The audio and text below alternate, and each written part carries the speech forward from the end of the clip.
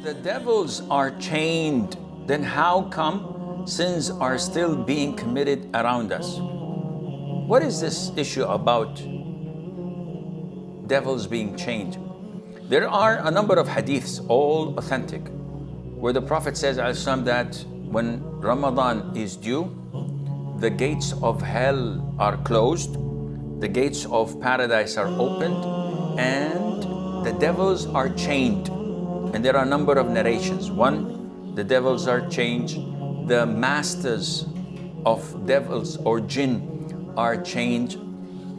So if this is true, why do we still have sins in Ramadan? Scholars say that this hadith indicates that the jinn, the devils, Satan, cannot get through as they used to outside of Ramadan.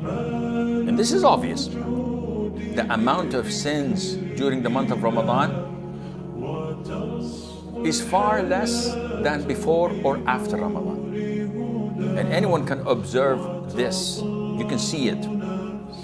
So one meaning is that it is less.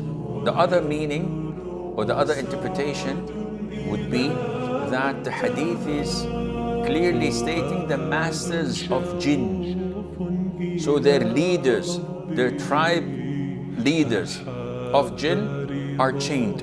But the little ones, the soldiers, the privates, they are on the loose. A third explanation would be that they are chained, yet the evil within us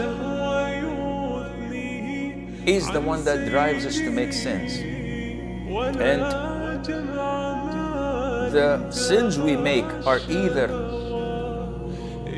directed and instructed by shaitan, by Satan, by the jinn, by the devils, or our own evil selves.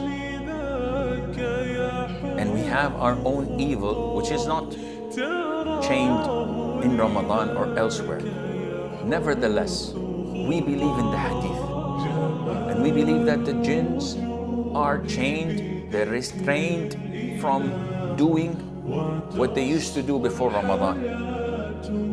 Yet there is some impact, whether by the small jinns who are unchained, whether by our own evil selves. And the hadith definitely indicates that Allah's mercy, forgiveness, and Allah's support for us, and encouragement to pray, to read the Quran, to make dua, to give in charity, all of these good deeds would reduce their effect on us.